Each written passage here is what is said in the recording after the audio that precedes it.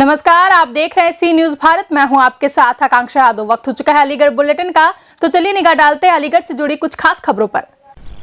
अलीगढ़ के थाना इकराबाद इलाके में लव जिहाद का मामला सामने आया, जहां पीड़ित परिवार ने हिंदू महासभा के साथ एसएसपी दफ्तर आकर शिकायत दर्ज कराई। वहीं परिवार के मुताबिक 12 दिन बीत जाने के बाद भी पुलिस लड़की को बरामद नहीं कर पाई है और न आरोपी के विरुद्ध कोई कार्रवाई कर रही है। वहीं हिंदू महासभा ने पुलिस प्रशासन को चेतावनी दी है कि जल्द कार्रवाई नहीं हुई तो थाने के सामने लव जिहाद आंदोलन करने को बाध्य होंगे। फिलहाल पुलिस ने मामला दर्ज कर कार्रवाई का आश्वासन दिया है। वहीं पीड़ित परिवार और हिंदू महासभा के राष्ट्र प्रवक्ता अशोक पांडे ने कहा कि पाली मुकीमपुर निवासी युवती की शादी थाना अकराबाद इलाके के एक गाँव में परिजनों ने कर दी थी, जिसे अपने प्रेम जाल में फंसाकर गैर समुदाय का युवक भगाकर फरार हो गया, जिसको लेकर शिकायत दर्ज कराई गई। लेकिन 12 दिन गुजर जाने के बाद भी ना तो लड़की को बरामद किया जा सका और ना ही पुलिस आरोपी के विरुद्ध कोई कार्रवाई कर रही है। हिंदू महासभा के राष्ट्रीय प्रवक्ता अशोक पांडे ने चेतावनी दी है कि अगर मामले में जल्द कार्रवाई नहीं हुई तो थाने पर लव जिहाद आंदोलन करने को बाध्य होंगे। तो वहीं सीओ बरला ने बताया कि मुकदमा दर्ज किया गया है और जल्द ही आगे की कार्रवाई की जाएगी। इकराबाद थाना क्षेत्र के अंदर हिंदू महासभा द्वारा एक एप्लीकेशन दी गई लव जिहाद की। सर, क्या है पूरा मामला? ये एक इसमें अभियोग पंजीकृत कर लिया गया है और इसमें तफ्तीश जारी है। जल्द से जल्द कार्रवाई की जा रही है। आप कह रहे हो साहब?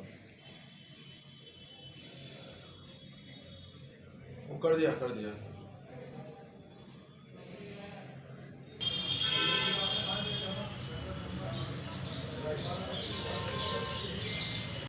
आज किस मामले को लेकर एसएसपी कार्यालय आए हैं? 22 तारीख से मैंने केस डाला था लड़की भागने का, और अभी तक जो थाना अकराबाद में कोई कार्रवाई नहीं हुई, न किसी को पकड़ा न कुछ। कौन लोग हैं जो आपकी बच्ची को लेकर गए हैं? मोमडन है। माम लड़की का नाम क्या है, लड़के का नाम क्या है? लड़की का नाम है नूतन, लड़के का नाम है फरीद। तो आपके पिता का नाम है चांद बाबू। चांद बाबू। तो किस तरह घटना क्या हुई थी कैसे ये शुरुआत मामला क्या था पूरा? कुछ इनका जो आगे से चल रहा होगा, मेरी नॉलेज नहीं था। शादी होने के बाद में मैंने शादी कर दी। शादी होने के बाद में 22 तारीख को सुबह 4 बजे यहाँ से लेके भाग गया। आपने इसकी शिकायत कंप्लेंट करा दी? हाँ, तो एफआईआर दर्ज होगी? हाँ, एफआईआर दर्ज। एनसीआर काटी है, एफआईआर नहीं करी है। तो आप इसी को लेकर एसएसपी कार्यालय आए हैं? आप एसएसपी कार्यालय आए हैं? मामला थाना अकराबाद का है। 22 तारीख को थाना अकराबाद के बिजौली गांव से जो है एक महिला जिसकी शादी हुई थी बिजौली में, महिला रहने वाली मुकीमपुर थाने की थी, और वो जो है अपनी ससुराल से एक मुस्लिम परिवार के युवक के साथ गई है। मामला दर्ज हुआ है, एसओ अकराबाद से बात हुई, लेकिन गत 12 दिनों में अब तक न तो उसकी गिरफ्तारी हुई है, न ही एसओ ने कहीं भी उसके परिवार के साथ ऐसा व्यवहार किया जिससे परिवार उस महिला को बरामद करवाए। कहीं ना कहीं पूरे परिवार की इसमें संलिप्तता है। परिवार ने पहले लड़के को 2 दिन पहले जो है बेदखली दिखा करके 20 तारीख को बेदखली दिखाई और 22 तारीख को लड़का भागता है। इसका मतलब पूरा परिवार मिलकर के लव जिहाद के तहत षड्यंत्र करके इस लड़की को जो है पनाह दे रहा है और संरक्षण में रखे हुए है। कहीं ना कहीं प्रशासन भी इसमें अभी कमज़ोर नज़र आ रहा है। हम आदरणीय कप्तान साहब से ये निवेदन करने आए हैं कि जल्द से जल्द 48 घंटे के अंदर लड़की की बरामदगी करवाएं, अन्यथा की स्थिति में लव जिहाद का प्रकरण थाने के सामने प्रदर्शन के रूप में दिखाई देगा। तो मुलाकात हुई एसएसपी साहब से? अभी नहीं हुई, अभी मिलने आए हैं और उनके सामने ये विषय रखेंगे। अलीगढ़ से सी न्यूज संवाददाता संजीव शर्मा की रिपोर्ट। अलीगढ़ में कानून को धोखा देने का मामला सामने आया है, जहां एक व्यक्ति ने अपने पड़ोसियों पर आरोप लगाया है कि उसका भाई अवैध रूप से शराब बेचने का विरोध करता था, जिसके चलते दबंगों ने बीते दिनों रात को सोते वक्त उसकी हत्या कर दी और हत्यारों ने खुद को एप्लीकेशन में गवाह बनाकर गांव के अन्य बेकसूर लोगों के नाम मुकदमा पंजीकृत कर दिया था। वहीं मृतक के भाई ने इसकी शिकायत हत्या के अगले दिन ही पुलिस को दी, लेकिन अभी तक कोई कार्रवाई नहीं की गई। मामले में न्याय न मिलने के चलते मृतक के भाई ने परिवार समेत थाने पर धरना देने की चेतावनी पुलिस प्रशासन को दी है। क्या नाम है तुम्हारा? प्रकाश नाम। कहाँ के रहने वाले? पीपली का। अच्छा, क्या समस्या है तुम्हारी? समस्या ये जी, मेरी कोई पुलिस नहीं सुन रही है। मेरे भाई का मर्डर हो गया, जब भी कुछ नहीं सुन रही है। एक वीडियो वायरल करी, उसकी भी कोई सुनाई नहीं हुई। मैंने खूब अब हर जगह लिख के एप्लीकेशन दे दी, कोई सुनाई नहीं हो रही मेरी। फिर ये मेरा घर बाउंड्री नहीं है, कुछ नहीं है, कैमरा लगा हुआ है, मेरी बहन बेटी है को वे नहाती भी है, धोती भी है, कैसी भी रहती है, कोई सुनाई नहीं हो रही थाने में मेरी। मुझे इनका न्याय चाहिए। कैमरा किसने लगा रखा? कैमरा जी दमंग पार्टी ने लगा रखा है जी, जिसने मेरे भाई का मर्डर कराया हुआ है। वे ही अब भी चौड़ के शादी करके चल रहे हैं जी। अब भी अब भी नहीं कहते हैं क्या करोगे हमारा तुम, ठीक है जी। अब भी हमारे ऊपर ही चढ़ रहे हैं। कल मेरी बीवी की वीडियो बनाई मैंने, हमने शिकायत करी थाने में, हमारी कोई नहीं सुनाई दे रही। उन्होंने कही थी हम पुलिस भेज रहा हूँ, अभी पुलिस अब तक नहीं आई है। क्यों नहीं आई है? हमें कोई न्याय नहीं मिल रही टप्पल थाने से। हमें उम्मीद है जी ना खैर से ना टप्पल थाने से, हमारे लिए कोई न्याय नहीं है। हमें तो खाली हमें सच्चाई चाहिए, सच्चाई हमारी आ रही नहीं है सर। क्यों नहीं आ रही है? अच्छा, जिन लोगों ने मर्डर किया वो अभी अरेस्ट नहीं हुए? नहीं सर, नहीं हुए अभी, वे अभी नहीं हुए हैं। तुम क्या चाहते हो? हम चाहते हैं जी जो हमारा असली मुलजिम है वे जाना चाहिए, दोषी जाना चाहिए, दोषी, निर्दोषी नहीं, ठीक है। निर्दोषी जेल काट रहे हैं, दोषी यहीं घूम रहे हैं खुले। कब तक होएगा ये बीजेपी सरकार में? योगी जी ऐसे करवाएंगे? योगी जी से ये उम्मीद नहीं थी हमारा मर्डर होएगा, योगी जी सुनेंगे ही नहीं, ठीक है। हम योगी जी को दिखाएंगे 5 तारीख को, हम धरना लेके बैठेंगे थाने पे। हम हमारे बच्चे 6 प्राणी, हम 6 थाने बैठेंगे, मरेंगे मारेंगे, कुछ हो जाइए बेशक, हमें अपने भाई का न्याय चाहिए, ठीक है। हमें कोई उम्मीद नहीं है किसी से भी। हमने DIG को दिया, SP को दिया, हर चीज़ को दिया, योगी जी को दिया, किसी ने भी हमारी नहीं सुनाई करी। सुन लेते हैं गरीब आदमी, एक लाख सीधा साधा, क्या करेगा, पैसा नहीं है, कुछ नहीं है। इस हमारे सर हमारी कोई नहीं सुन रहा, गरीब की कोई हुई नहीं है। टप्पल थाने में कोई सुनाई नहीं है, पैसा वाले ने सुनाई है टप्पल थाने के अंदर। अलीगढ़ से सी न्यूज संवाददाता संजीव शर्मा की रिपोर्ट।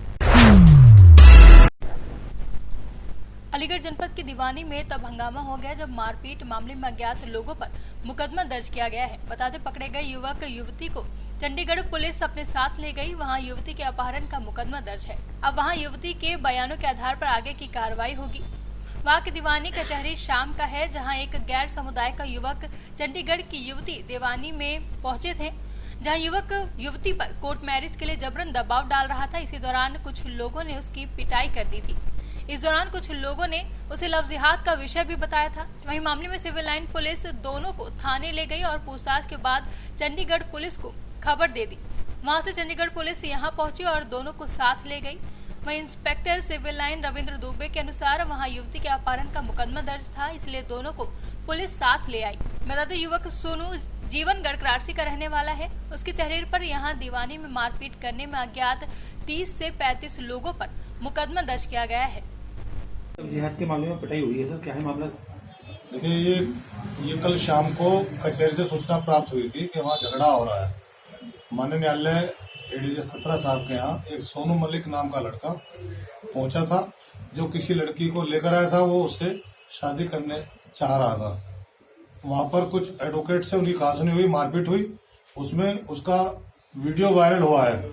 उस वीडियो वायरल के आधार पर थाना सिविल लाइन पर अभियोग पंजीकृत किया जा रहा है और पहचान करके इसमें कार्रवाई की जाएगी।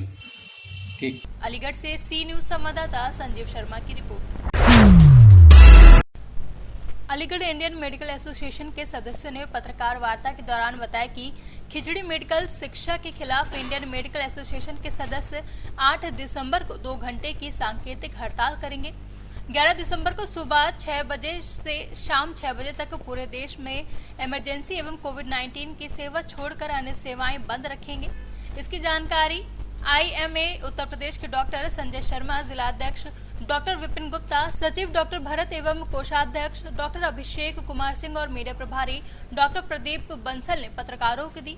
जहां केंद्र सरकार द्वारा आयुर्वेद चिकित्सकों को सर्जरी का अधिकार दिए जाने के बाद एलोपैथिक के चिकित्सक खफा हैं। बेला मार्ग स्थित जीवन हॉस्पिटल में चिकित्सकों ने कहा कि वे लोग खिचड़ी मेडिकल शिक्षा के खिलाफ हैं। उन्होंने कहा कि मॉडर्न मेडिसिन पूरे तरीके से रिसर्च पर आधारित विद्या है। इसमें हर मर्ज का इलाज आधुनिक तरीके से किया जाता है। यह विद्या हर महामारी के नियंत्रण में है, सक्रिय भूमिका निभाती है। वहीं कोविड-19 नई दवाई है या अभी जो वैक्सीन आ रही है उसमें मॉडर्न चिकित्सकों का ही योगदान है। खिचड़ी शिक्षा पद्धति नागरिकों के लिए खतरे की घंटी है। दिल्ली से कॉल थी, हम लोग इसका आज जो आयुर्वेदिक चिकित्सकों को सर्जरी करने की इजाज़त देने की बात है, हम उसका विरोध करने के लिए यहाँ इकट्ठे हुए हैं। मैं secretary Indian medical association Uttar Pradesh होने के नाते आप सब लोगों को बताना चाहूँगा कि हम इसका घोर विरोध करते हैं कि किसी और पद्धति को सर्जरी या इस टाइप के काम करने की इजाज़त दी जाए। और अगर आपको सर्जरी या इस टाइप की इजाज़त देनी भी है तो उनके नाम के आगे जो उनका जो भी लगता है MBBS जैसे हम लगाते हैं, तो वो अपना पूरा लिखें, BAMS शल्य चिकित्सक, शल्य चिकित्सा का पूरा लिखें, जिस और मरीज के विवेक के ऊपर छोड़ दिया जाए कि उसे किस टाइप से किस डॉक्टर के पास जाना है। तो हमारा यही कहना है कि इसको मिक्स ना किया जाए, आयुर्वेदिक सर्जरी को, आयुर्वेद को जब BAMS जैसे बोलते हैं, या होम्योपैथी को और एलोपैथी को और आयुष को, इन सब चीज़ों को आपस में मिक्स मत कीजिए, इनको अलग अलग रहने दीजिए, क्योंकि हमारी MBBS की डिग्री की पूरे विदेशों में बहुत धाक है। और अगर हम इस तरीके की मिक्सोपैथी कर देंगे तो ये सब खत्म हो जाएगा। आने वाले समय में जो बच्चे MBBS करके विदेशों में जाके अपना नाम कमाते हैं, उनकी इस डिग्री की इंपॉर्टेंस ही खत्म हो जाएगी और वो वहाँ बाहर जाके कोई काम ही नहीं कर सकते। और अपने देश में भी इतनी हौच पौच हो जाएगी कि जो सर्जरी जिस डॉक्टर को करनी चाहिए उसके सुपर स्पेशलिस्ट होते हैं, उसे आप एक BAMS या आयुर्वेदिक या वैद्य को कैसे अलाउ कर सकते हैं कि वो सर्जरी सुपर स्पेशलिस्ट वाली करे 1 या 2 साल की ट्रेनिंग लेने के बाद। 8 तारीख और 11 तारीख आपको ज़्यादा अगर सरकार को चाहिए तो वो MBBS की सीट्स को बढ़ाए, MBBS के कॉलेजेस बढ़ाए, उसमें MBBS के बच्चों को, ज़्यादा बच्चों को आगे लाए, MS की सीट्स बढ़ाए, जिससे कि ये मिक्सोपैथी और ये लेटरल एंट्री और ये जो खिचड़ीपना है जो वैद्यों को शल्य चिकित्सक बनाने का, ये खत्म हो सके। इसके विरोध में किस तरह की रणनीति आप लोगों द्वारा? हम लोगों की विरोध में रणनीति ये है कि आज हम लोगों ने प्रेस कॉन्फ्रेंस 3 बजे देशव्यापी की है, जिसमें हमारी लखनऊ में भी प्रेस कॉन्फ्रेंस चल रही है, मेरठ से मेरे पास अभी फ़ोन आया था, दिल्ली हेडक्वार्टर में भी इसी प्रेस कॉन्फ्रेंस चल रही है। 8 तारीख को हम लोग 2 घंटे की सांकेतिक हड़ताल रखेंगे और 11 तारीख को हम लोग सुबह 6 बजे से शाम 6 बजे तक पेन डाउन स्ट्राइक रखेंगे पूरी, जिसमें कि नॉन कोविड सर्विसेज सारी को हम स्विच ऑफ करेंगे और उसमें कोविड सर्विसेज रहेंगी और इमरजेंसीज जो भी हैं, जिसमें इमरजेंसीज ICUs हैं, इमरजेंसी ऑपरेशंस हैं या ट्रॉमा है, वो ऑन रहेगा, बाकी सब चीज़ों को बंद करेंगे। इसके बाद 11 तारीख के बाद अगर हमें हेडक्वार्टर से जैसा निर्देश मिलेगा, हम उसी निर्देश पे आगे काम करेंगे। तो डॉक्टर साहब क्या मानते हैं, झोला छाप चिकित्सा पद्धति को सरकार के इस कदम के बाद बढ़ावा मिलेगा कहीं ना कहीं? देखिए, अगर मैं MBBS डॉक्टर होके किसी आयुर्वेदिक दवाई का इस्तेमाल करता हूँ या अपने प्रेस्क्रिप्शन पे लिखता हूँ और अपने मरीजों को आयुर्वेदिक दवाई प्रेस्क्राइब करता हूँ, तो मैं एक झोला छाप डॉक्टर की श्रेणी में आता हूँ।